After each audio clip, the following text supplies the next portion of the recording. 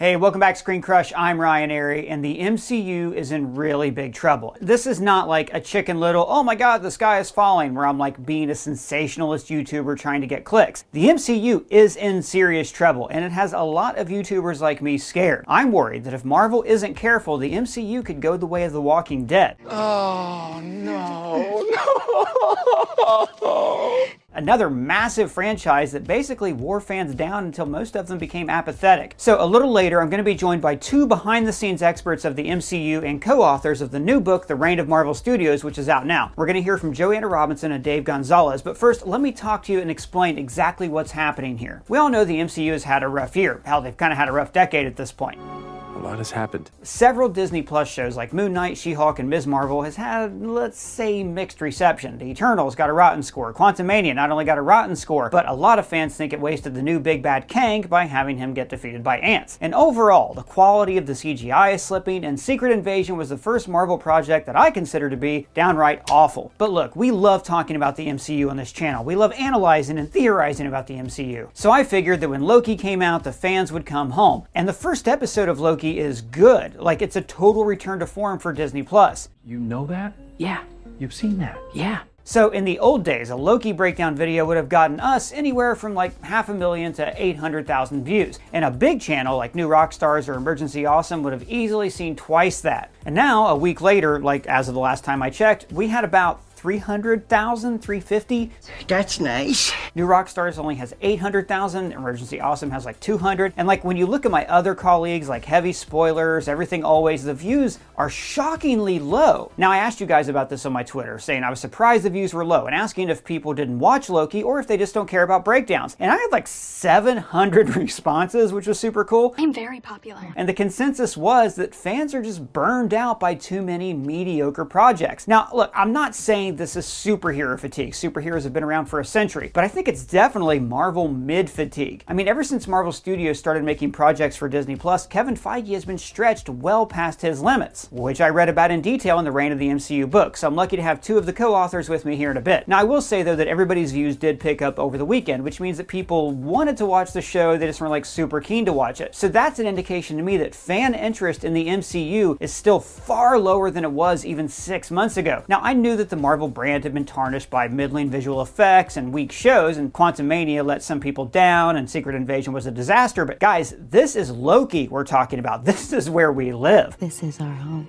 Loki is the show. I love the MCU. I could not wait for this show, and it's great. So I was surprised that so many people didn't want to watch Loki like the minute it was released. It used to be that we would pounce on any new MCU project. I mean, we're enthusiastic about the show. We had a lot of fun designing our Loki-inspired merch at our merch store, like this usual variant shirt, Doug is Loki, Miss Minute's Dolly Clock, and the variant hoodie. And by the way, guys, thank you very much for watching, subbing, supporting us, and checking out our store. It is the best way for you to directly support our channel. The link is below. I love you guys. Now, a lot of our fans in my Twitter thread also responded that they did not know the show was coming out so soon, which is fair. Because of the strikes, there was far less promotion. But let's face it, for MCU fans, they didn't know it was coming out in part because it feels disposable. Like, if you can't watch Loki now, it's just Marvel, and that means you can watch it anytime on Disney Plus. Marvel is losing the fans. Now, we have talked at length here on ScreenCrush Rewind about how this happened. It's discussed in this book, for instance, that former Disney CEO Bob Chapek pressured Marvel and Lucasfilm to ramp up production and start shows that were not ready, and the results were cheap TV made by committee. And look, obviously, nothing against the talented writers, actors, directors, and VFX artists that created these shows. They were asked to do the impossible, and they are only human. Really tried this time. I really tried. Marvel over-accelerated, they overextended themselves, and worst of all, they overextended fans. I was rooting for you. We were all rooting for you. How dare you? So my question, as a fan and as somebody who is lucky enough to talk about this stuff for a living, is the magic gone? And if so, how do we get it back? Or is this franchise really going to go the way of The Walking Dead? I'm really hoping that my guests have the answers. We have the two co-authors of the book, The Reign of Marvel Studios, Joanna Robinson and Dave Gonzalez. And I will say that we had to edit their interview for time. But if you like what you hear and you want to hear the full interview, it is up on our ScreenCrush Rewind podcast, which is linked below and everywhere that you can find a podcast on the internet. But that's just my thoughts. I don't want to take up any more time though, because today I have two actual experts. This is a huge get for us. We have two of the co-authors of The Reign of Marvel Studios, the upcoming book. We have Joanna Robinson and Dave Gonzalez. This book is fantastic. They're not paying me to say this. I've read it cover to cover, some sections more than once. It is so well researched, intricate. I highly recommend it if you're a fan of how the sausage gets made in the MCU. So I have to talk to you guys about this. So I was shocked, like I said, with the Loki views. Now, not that every video we put out is going to have a lot of views, but like Loki, and no YouTube channel was getting a lot of traffic on this. And like I said earlier with my tweet, the general consensus that I got from like people who follow me on Twitter, and thank all of you for that, the general consensus was that they're just worn out, that there's MCU fatigue or too many projects that weren't good. We are coming off some like bad Rotten Tomato scores. So my first question for you guys is, do you think the magic is gone with the MCU? And if so, like, how does it come back for fans? I don't know that I would say gone, but certainly I think that, especially I would, you very diplomatically put it on Rotten Tomato scores. I will voice my own opinion and say I think Secret Invasion was truly terrible, like a really disappointing sort of miss for the talented cast they had assembled there. Just and a squandered great source material. Yeah, great source material. Just squandered a lot of potential in a baffling way. Just like all these decisions I did not understand at all. The Marvel fatigue is something that I've been hearing about a lot. You hear about it more now because there are more Marvel fans that were lured in sort of like the monoculture casual area of Infinity War and Endgame, and they went back and they did their homework, and maybe they enjoy doing that homework, or maybe they've been with it since 2008 and Iron Man, and they were ready to see this culmination. Now we're much more in the like, it feels familiar to me as somebody that used to collect the comics, where it's like towards the end of the 90s for Marvel Comics, it's like I'm not really interested in any of these storylines. They all involve me having to know, like 3 decades worth of comic history. How could we refocus that? And I think Marvel Comics did a lot in its Ultimate Comics series, rebooting at the beginning of the century. That's also around the time that the movies came out and presented new versions of Spider-Man and the X-Men that people could like understand. So I think we're having a little bit of Marvel fatigue just because people are feeling like there's a backlog, especially with something like Loki, where that's part of its premise. But people could join something like Doctor Who that has a similar premise to Loki and not necessarily have seen all the Doctor Who's, especially because in a sense that's not possible. So I do think that people are going to come around to Loki as it continues on. It might have just been nestled into a weird starting spot where, like, I don't know if we've all gotten over Ahsoka yet, if we're fans of multiple Disney True, and I got that sub-companies. answer a lot too. Back to what you were saying about the comics, you're right. Late 90s, Marvel obviously like overinflated a lot of their properties. We had the Clone Saga. Joe Quesada came in as editor-in-chief. He started Marvel Knights. They did a lot of like soft reboot things with Marvel in addition to the Ultimates line. And regardless of how you think the MCU is going to end after Secret Wars, it does feel like part of this is it's too complicated, but part of it is also with the Clone Saga. I was a comic book reader, voracious comic book reader throughout the 90s, and the Clone Saga is what made me realize, I'm not really reading the continuing adventures of Spider-Man. I'm reading something that a company is making. And I wonder how much, like with the MCU, when we make our theory videos, we talk about it as if it's real, because it's fun. It's very fun to say, Thor had a vision. Thor saw the end of Infinity War in the hot tub in Age of Ultron. And of course, we know intellectually they didn't plan everything out straight from the start, but the writers build on each other in really fun ways, like you guys talk about in the book. Now I kind of feel like people are more aware, even through osmosis, that the plan keeps changing. I mean, you mentioned several times in the book, you kind of, like I said, this is how the sausage gets made. You talked about how Majors was not originally supposed to be the overarching big bad. But the decision to elevate him to a Thanos-level threat was based on the positive buzz of his performance. There's an interesting distinction being made between the way in which the MCU built on itself via different writers previously to how it works now, because the TV section of it is very interesting to me, the Disney Plus section, because I've talked to a number of the head writers on those shows, and they all tell me the same story about how much they're kept into the dark in the dark about what else is going on at Marvel, and how they're given like a little bucket of characters, extra characters that they're allowed to draw from. Like, okay, you can pull in, you can get Kat Dennings to be in WandaVision. Right. She's on the board, but then that character might disappear because, oops, they're going to use, not in the case of Kat Dennings, but another character. They're like, oh, you can no longer have that character because we're going to use them somewhere else. We can't tell you where. And so those writers on those TV shows describe themselves as being like a train and a car, and they're allowed to decorate their own train the way that they want to, their own car the way that they want to, but they don't have a sense of what the longer train looks like.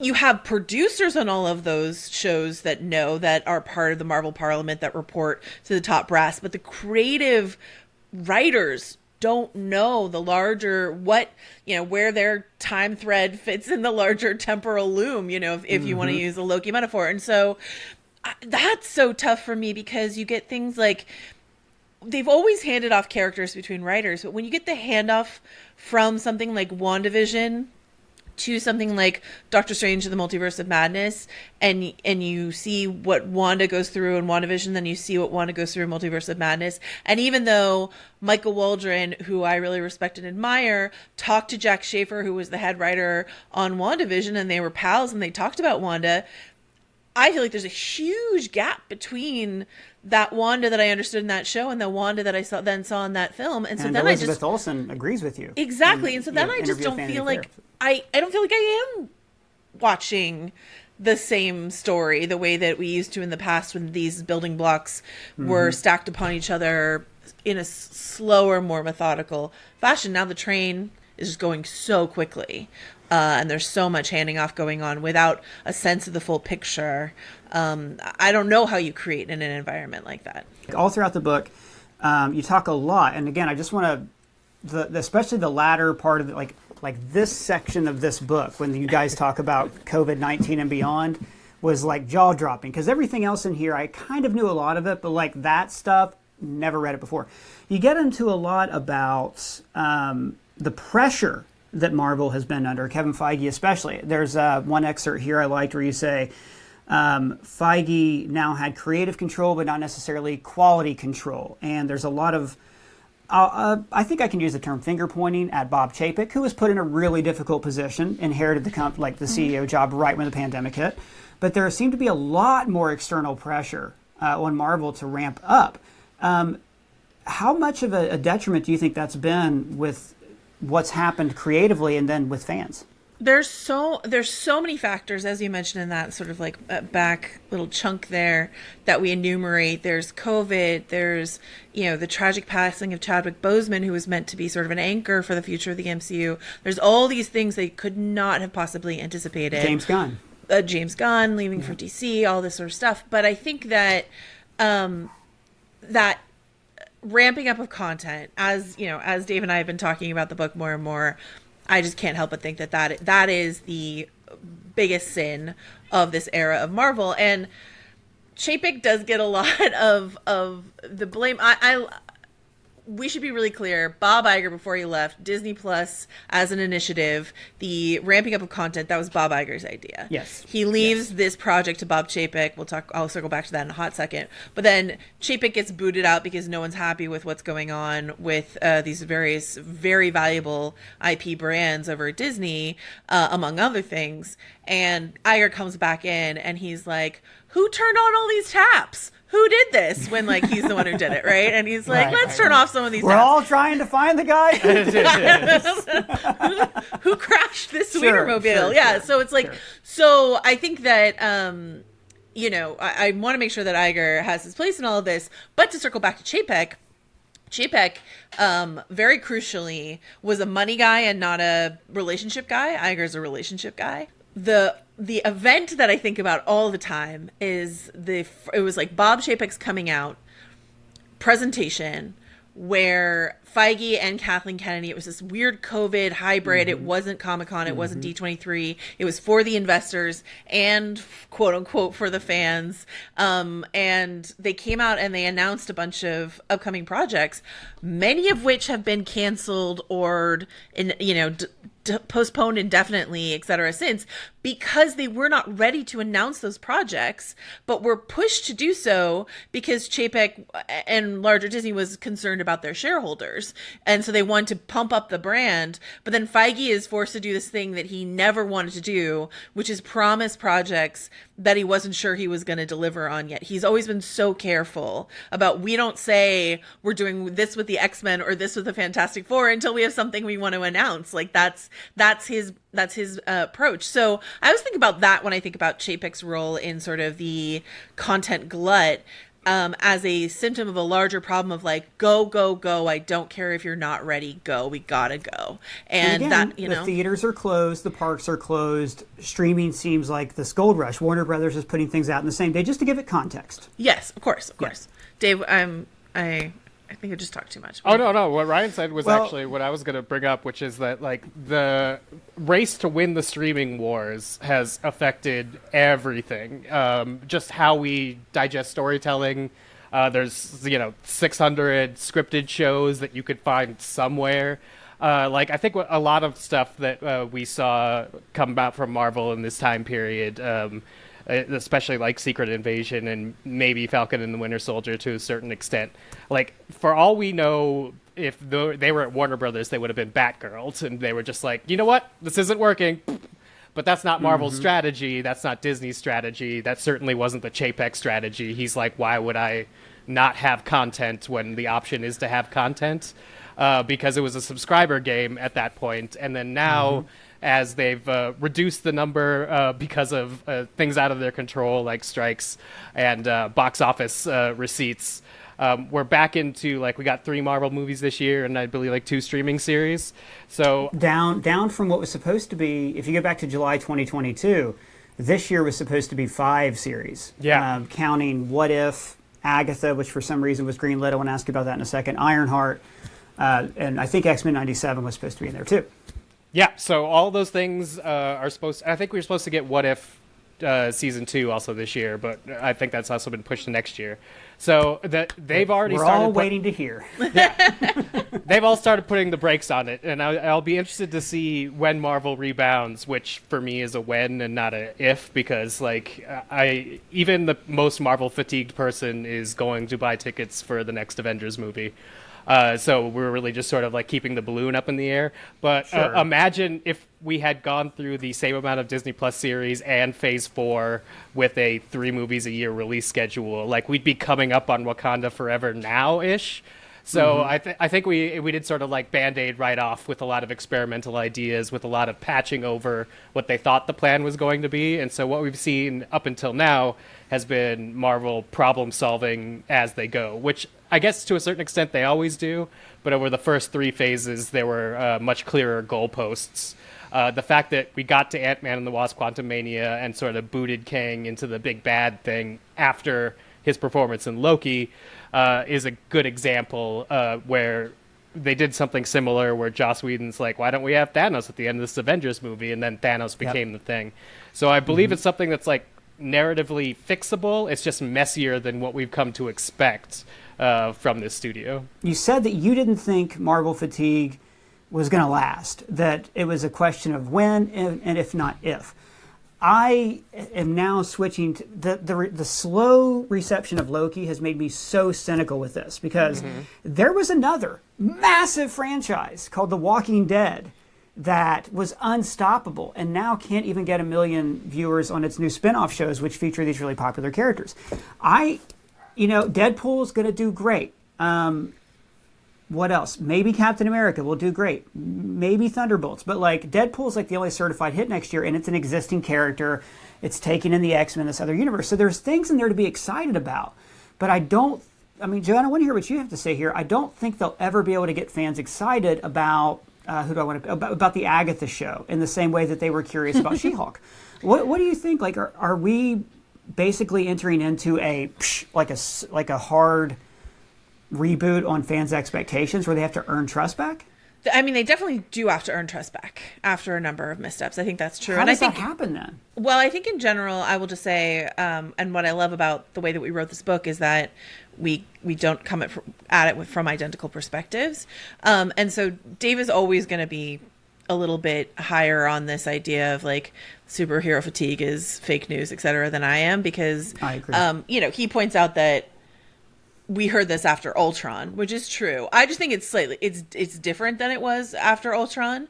But Dave and I can duke that out in various interviews over the next couple weeks. But I think that it's not that there's no way back. I don't think we're ever getting back to Endgame. But it's the same way I don't think House of the Dragon is ever getting back to the end of Game of Thrones. You know what I mean? It's just like we're in a different phase of the monoculture. We're in a different phase of the way in which we watch stories or talk about stories. A way to rejuvenate people's investment in the MCU is the soft reboot possibility that Secret Wars presents, in terms of resetting timelines, continuities, pruning down characters. The excitement of Fantastic Four and X-Men, which are properties like, you mentioned Deadpool. Like Deadpool, these are known quantities for people, so they're going to be curious. Who's the new Wolverine? Who's Mr. Fantastic? All of that. So I think that they have a lot of power plays in their pocket. They're just going to have to clear out the decks a bit and dial back the ambition or their overconfidence that people would follow them anywhere. They have learned a rude lesson that people will not follow them anywhere. Yeah. And I will say, like, as a comic book fan, I've always seen these characters as representations of the page. So when you talk about a soft reboot, I wouldn't, it bothers me I'm never going to get to see Tony Stark and Wolverine. I wouldn't mind a reboot with a different version of Tony Stark. I don't know where fans will be at that point. Maybe they'll have moved on to DC movies, and maybe superhero fatigue actually is real. Dave, I know you don't agree with that. I don't agree with it, but I can see the greater public agreeing with it. Absolutely. Anymore. I mean, Disney Plus, both across Lucasfilm and Marvel Studios, I think has the series that have really hit for them have been a different type of series than what they would technically make in a movie. Something that I really liked about the first episode of season 2 of Loki is if you just strip all the Marvel out of it, we get a previously on that's like, time doesn't work here, we're outside of time, and then the episode starts and it's like, but we have a ticking clock in this episode. And that just tickles me as somebody who enjoys how episodes of TV and how arcs of TV work. The idea that we don't know who disintegrated Loki at the end of episode 1, and like your very accurate theory, I feel that we're all going to loop back around to this, and sort of have our own bootstrap paradox, if you will, in season 2 of Loki, is just smart ways to do television. I think She-Hulk, even though it might have been a little bit jarring, it allowed itself to be that more lighthearted, fourth wall breaking, we're not going to tell a sky portal story like you are used to, like Hulk stories kind of ending up in. Instead, we're going to tell like the smaller story. That, I think, is, if executed correctly, is what's going to save Marvel. What doesn't work is if you're like Secret Invasion's going to be like our next spy thriller after like the Captain America movie we did like a decade back, and then completely drop the ball on just the interior logic of how a television show works within that run, because you probably have to reshoot half of it. That's not going to help them. Again, we covered this on our channel before, but for reasons that probably largely were beyond their control with the Russian invasion of Ukraine. Yeah. But still, like, Secret Invasion was maybe the Clone Saga of the MCU, where a lot of people realized, this is not just bad, but it's disorganized, and it doesn't feel like I'm getting to watch a universe far away. Same way Rey Palpatine was with me. It was such like a retcon. It pulled me out of the Star Wars universe in a way that I could. It's like seeing the guy where it's like if you ever see a picture of Jim Henson working Kermit, and you're like, oh my God, what? It's like that, It's like it totally breaks down your. How dare you invoke Rey Palpatine on this very, very lighthearted, gentle conversation about the MCU? Now we're traumatized. We're still talking about it. I will talk about it until my J.J. Abrams puppet is right down there ready to have another argument with me. Dave, you mentioned execution, and I think that's really the problem, because we're not comic book artists and writers putting these stories out. It's thousands of hours of creative input that, Joanna, you talked about, that people have to like collaborate across different projects and genres. And in the book, you go into great detail about, Marvel Department of Yes and Victoria Alonso and how the VFX workers were overworked, and then the effect that had on the writers and how the writers were siloed on different TV projects. Like, it definitely in the book, you're like, this got to a point where it was just totally unwieldy. Do you think there's a future for streaming shows to be part of Marvel, or does it just contribute to this idea, oh God, it's a mess, there's too much? Well, I think I have so much respect for the people at Marvel, and I do not blame them for their assumption that they could figure anything out after they did what they did with, you know, the Avengers saga and leading up to Infinity War and Endgame. They're like, we figured out how to make movies, and we hadn't made those before, and we figured out how to make the biggest franchise in the world, and we hadn't done that before. We can do TV. And then they just tried to work their TV shows the way that they work their films to a certain degree. They didn't have showrunners. You know, they were like, we're gonna innovate this or disrupt this the same way we disrupted filmmaking or whatever. And it's just like, I don't mean to sound stodgy and old fashioned, but it smacked like ever so slightly of disrespect for the medium of television and the way in which that storytelling is different from the way you make movies. And so, you know, we heard from brilliant people like Nate Moore, who I really respect, but he was just sort of like, oh yeah, we didn't know anything about making television, so we just sort of like figured it out as we went, and we hired some people, you know, and I was just sort of like, well, I mean, there's a reason TV has existed the way it has for so long. There's a reason that certain people get a little frosty when you call a TV show an 8-hour movie, because they're like, TV storytelling is different from film storytelling. And especially that Marvel model that we had a really fun time trying to break down and figure out in the book of like, how does a Marvel movie get made at the height of its power?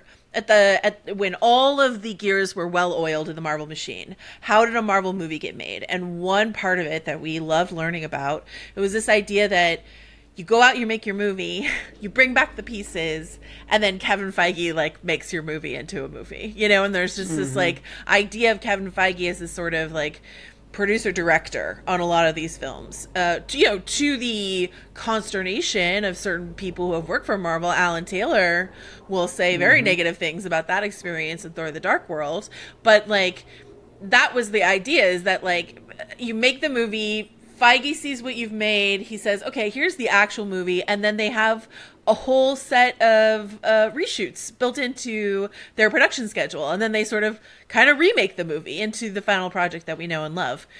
You cannot do that on a TV schedule. You just simply cannot. And so, and especially with the Feige who's stretched thin, especially with the Feige who has, because he had to, delegated a lot of responsibility to the Marvel Parliament, which again is made up of a bunch of brilliant producers who've worked at Marvel for a long time. But like, you know, what you find out when you try to dilute the Feige impact across all these different projects is like, he really is the secret sauce to a lot of why this worked in the first place. And his concentration on a project is key to its success in Marvel. And so when you have so many projects that make it impossible for that all Feige like fix it in post sort of thing, fix it in reshoots, then you get stuff like, when you look at those TV shows like Miss Marvel and She-Hulk are two shows that there are episodes of those two shows that I love and would stack up against anything else.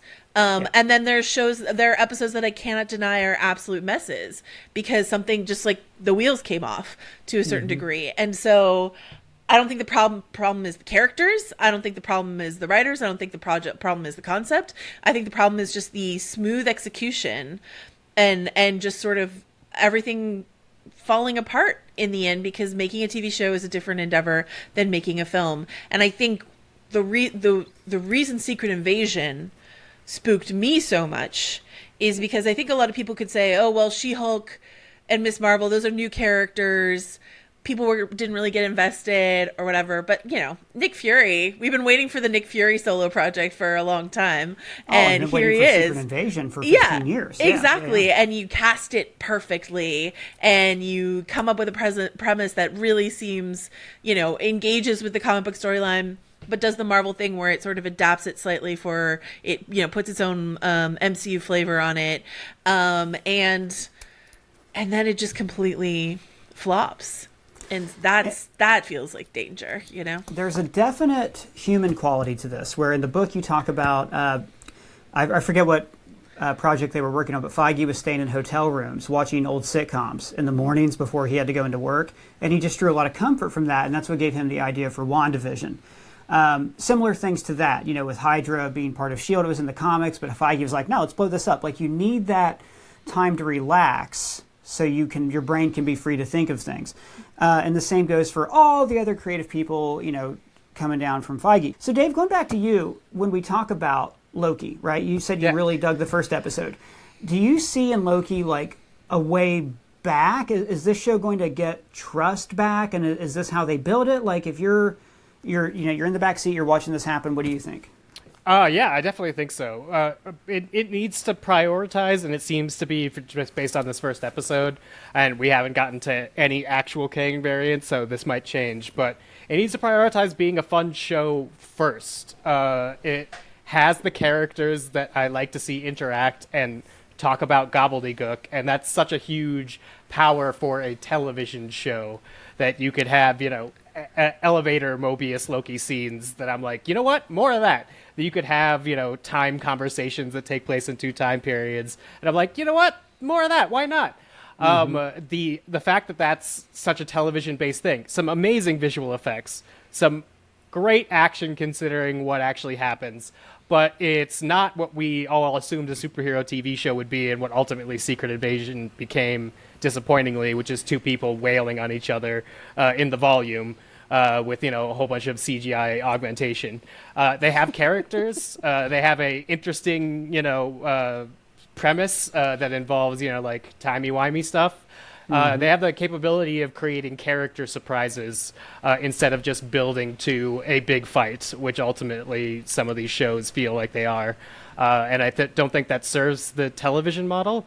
But something great about the television model, and the reason I agree with you, is this is going to make me feel old. We used to have like 22 episode seasons. And when you did, there were times where you knew there were going to be the good episodes, and there were times you just tuned in to see what was up. And if you didn't like it, you only had to wait a week before something else came out. I think if they're going to be spending, like $200 million on a show, I would like to see them last more towards the 10 or 12 episode mark than I would to like the 6 episode mark. I think if you're spending that much on 6 episodes, something's wrong just from the production angle. Because the thing on top of all this, and the reason why we elevate Kevin Feige as sort of a producer genius, is this is all about the balancing of telling creatively fulfilling stories against some of the biggest business backdrops in the entire world. Yeah. So Kevin Feige's managed to stay in his place because he does really good at that. Bob Iger was such a popular CEO because he was able to just acquire and let some smart people make good stuff after that. Now he's a little bit less well received because he has to come in, fire a whole bunch of creative people, and basically make the balance sheet add up and make fulfilling stories. He didn't do himself any favors at the start of the strikes either. No. I would also. He's trying to pick his next successor, which I understand, but there aren't story people that I understand in high up Disney that understand it like Bob Iger. And so right now we're sort of seeing a conflict where it's like we're looking for somebody that can understand the importance of good storytelling, but can also pay off for our shareholders. And you could get an Iger, or you could get a Zaslav. And I think they are dealing with the same problems, but just how much they could forward the telling of good stories is how much I extend trust to them. I don't see why they're having such a hard time. I go on YouTube every day, and I see tons of people who clearly know more than Bob Iger based on the way everybody armchair quarterbacks the MCU. Like, if they would just listen to me more often, I think that everything would be a lot better. They should call you Ryan. I really do think they should. I could talk to both of you about this for hours. Unfortunately, if I do that, then people won't click on the video when they see a 6-hour time code. Dave Gonzalez, Joanna Robinson, thanks so much for joining me. Their socials are below. The book is out now, and it is a must-read for MCU fans. I'm going to buy it just to have a hard copy, just to keep on my shelf. Thank you both very much for joining me.